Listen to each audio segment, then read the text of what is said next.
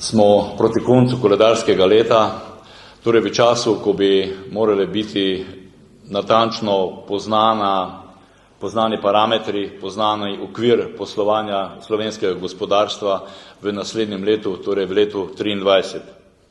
V poslanski skupini Nova Slovenija – krščanski demokrati ugotavljamo, da gospodarstvo ni prva prioriteta naše slovenske vlade.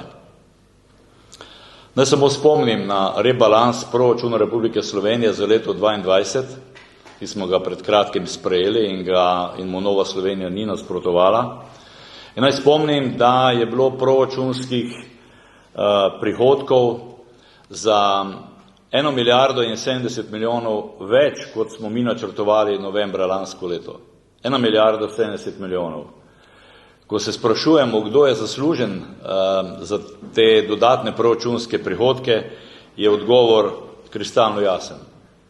V prvi vrsti slovenski delovni ljudje, slovensko gospodarstvo in visoka zaposlenost. Drugič, takoj po novem letu bomo na Komisiji za nadzor javnih financ od vlade zahtevali natančne podatke o realizaciji zakona o pomoči gospodarstvu zaradi visokih povišanj cen električne energije in zemeljskega plina. Spomnim, da je bil ta zakon sprejet 31. avgusta in noveliran 6. oktobra. Finančni učinki pa naj bi znašali za leto 2022 in za leto 2023 približno 86 milijonov evrov. Poslanska skupina Nova Slovenija je ta zakon podprla. Zdaj je na mizi predlog zakona o pomoči gospodarstvu za omilitev posledic energetske krize, ki ga bomo na odboru za gospodarstvo obravnavali v torek 13. decembra. In ta zakon prinaša veliko razočaranje. Zakon je prazna lupina, spodbuden je zgolj naslov. Resnih, vsebinskih, strateških in celovitih ukrepov, ki bi prinesli stabilno preskrbo z električno energijo in plinom, pa ni. Ni ukrepov, ki bi zagotavljali vsaj približno predviden okvir za poslovanje slovenskih podjetij v naslednjem letu. V konkurenčnem boju so v tej situaciji ključni ukrepi nacionalnih vlad, seveda tudi gospodarskih družb in seveda tudi Evropske unije. Ampak ključni so, po naši oceni, ukrepi slovenske vlade. Na te ukrepe čakamo že pol leta. Nanje čakajo v gospodarstvu, nanje čakajo državljani, navadni ljudje, nanje čakajo javni zavodi, občine in tako naprej. Medeni meseci te vlade se končujejo. Pred nami je zahtevno obdobje, vlada pa na zahtevne izzive ne ponuja nikakršnih odgovorov, zgolj ceneni PR. Zato naš poziv vladi: spoštovana vlada, časa je zmanjkalo, od obljub se ne da živeti. Življenje navadnih ljudi, državljanov in poslovanje gospodarstva pa bo zaradi vašega prepočasnega odziva vsak dan težje. Prvo ključno področje je zagotovitev stabilnih in konkurenčnih cen električne energije za gospodarstvo. Slovenska podjetja so pred zlomom in številni napovedujejo zmanjšanje proizvodnje in odpuščanje delavcev. Zakaj? Ker vlada v pol leta ni uspela zagotoviti stabilnih in konkurenčnih cen elektrike in plina. Zdi se, da je bila vlada predolgo na medenih tednih, visok račun bodo plačali podjetja in državljani, ki bodo zaradi neukrepanja vlade izgubili službe. Hrvaška, Španija, Portugalska, Nemčija, te države so dokazale, da se v teh časih lahko zagotovi zmerne cene energentov za gospodarstvo. V Sloveniji se to ne da, tako pravi vlada. Odgovor naše vlade je vedno enak. Ne da se. Številne evropske vlade pa dokazujejo, da se da. Mesece dolgo smo poslušali, da našo vlado vodijo najboljši energetski strokovnjaki. a žal so njihove genialne sposobnosti vse bolj poznajo v žepih, praznih žepih državljank in državljanov in v vedno večjih težavah podjetij. Kot je dejal gospod Igor Akrapovič, citiram, gospodarstvo ne potrebuje subvencij, ampak samo normalne cene energentov, da lahko delamo. Konec citata. Vlada se žal ne zaveda, da se delovno mesto zapre zelo hitro in zelo enostavno, ustvari pa se ga izredno težko, počasi in z izjemno visokimi stroški. Reprezentativne gospodarske organizacije izražajo veliko zaskrbljenost in nezadovoljstvo nad zakonskim paketom pomoči za gospodarstvo. Razumemo sicer diplomatsko držo predstavnikov reprezentativnih organizacij slovenskega gospodarstva, ki želijo normalno z vlado ohranjati zgleden odnos.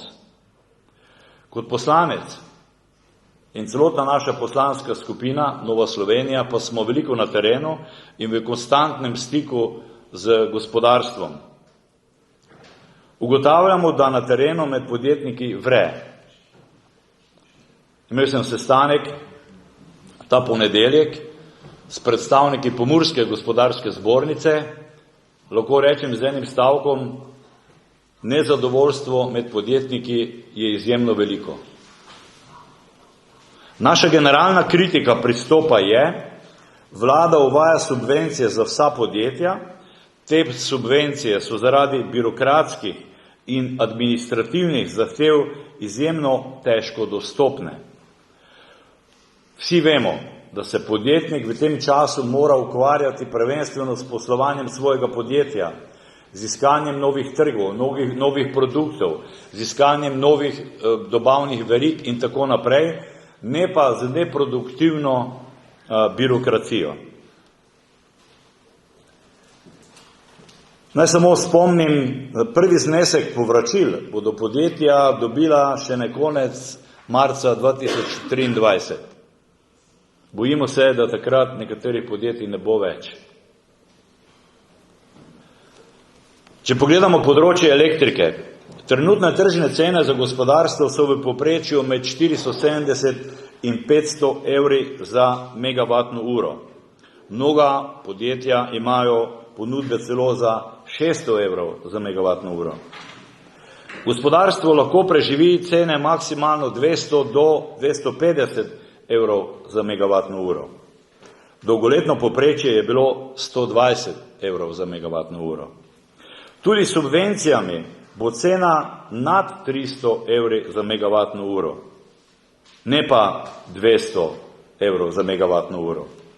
V Novi Sloveniji ugotavljamo, po naših izračunih, ki smo jih upravili, da po tem predlogu zakona podjetja kljub pomoči ne bodo prišla na ceno manj kot 300 evrov za megavatno uro. Morda dve besedi glede enostavne pomoči, ki je bistvo. Evropski okvir za enostavno pomoč ne predvideva nobenih omejitev. Dovoljena je celo regulacija. Do 2 milijona evrov na mala oziroma srednja podjetja bi lahko vlada uvedla regulacijo za ceno elektrike na 200 evrov za megavatno uro. Sedaj bo Spirit po tem predlogu zakona, se bo Spirit ukvarjal s približno 60 tisoč vlogami. Če bi z regulacijo rešili MSP-je, mala in srednja podjetja, bi se ukvarjali morda s 500 velikimi podjetji. Trdimo, da nihče v Sloveniji ne bo dobil, nihče v Sloveniji iz nabora energetsko intenzivnih podjetij ne bo dobil pomoči, kot je predpisana oziroma predvidena v zakonu. Zakaj? EBITDA v letu 2023 skupaj s sprejeto pomočjo ne sme presegati 70% EBITDA v letu 2021. Če EBITDA pade za 30%, je to praktično podjetje pred stečajem oziroma velikimi problemi. Leto 2021 vemo, opozarjam, da je bilo koronsko leto. Nadaljnji problemi.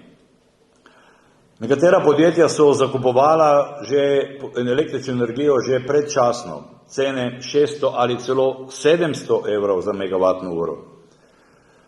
Subvencije se daje le za ceno do 516 evrov za megavatno uro. Ostalo je strošek podjetja. Ali bo to podjetje preživelo? In še glede posebne pomoči. Subvencija je omejena le na 70% porabe v letu 2021.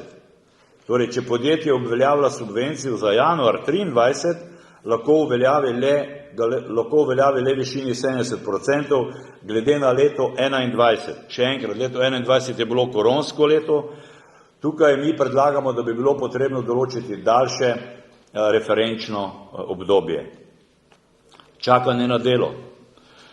Polovico zneska, ki ga podjetje dobi, mora v 30 mesecih dati v zeleni prehod. To je norost. To je norost. Podjetja bodo delavce preprosto odpuščala. In skrajšani delovni čas. Omejitev skrajšanega delovnika na tedenski ravni 5 do 20 ur na teden, to je nesmiselno. Na mesečni ravni bi moralo to biti določeno. Privarčujemo lahko samo, če lahko ustavimo proizvodnjo za recimo 14 dni, ne pa za 4 ure na dan ali en dan v tednu. Kar se tiče plina, samo en stavek, gre za popolnoma neregulirano in v delu spregledano področje. Vlada je torej zaspala, ukrepa prepočasi in nezadostno. Kakšni so naši predlogi? Prvič, regulacija cene za enostavno pomoč malim in srednjim podjetjem na višini 200 evrov za megavatno uro. Tukaj podčrtujem mala in srednja podjetja. Včeraj je minister za gospodarski razvoj in tehnologijo, gospod Matjaž Han, na Brdu pri Kranju na slavnostnem dogodku Obrtno-podjetniške zbornice Slovenije pel hvalo in slavo prav MSP-jem, malim in srednjim podjetjem. Ampak od te slave MSP-ji ne morejo živeti. Potrebna je konkretna pomoč, konkretni ukrepi vlade. Tega pa ni. Drugič in naslednjič, vlada mora distributerjem energije, elektrike in plina kriti razliko med regulirano ceno in ceno, po kateri so dobavitelji energijo kupili, vsaj deloma, s priznavanjem operativnih stroškov v višini 10%. Imamo regulacijo cen elektrike za gospodinjstva in male poslovne odjemalce, priključki do 86 kW. Imamo regulacijo cene plina za gospodinjstva, nekatere javne zavode, male poslovne odjemalce, poraba do 100.000 kWh. Zgodilo se bo, po naši oceni, da dobavitelji ponudb preprosto ne bodo oddali.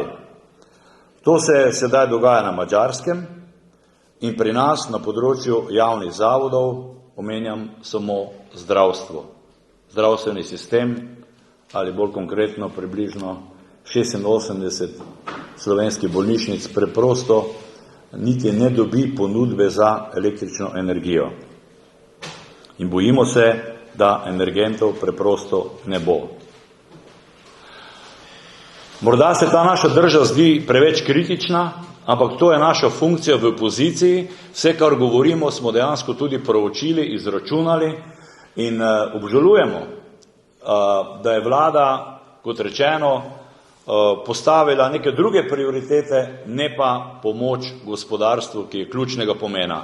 Če pade gospodarstvo v naslednjem letu, padejo seveda tudi ostali družbeni podsistemi, izobraževalni podsistem, zdravstvo in tako naprej.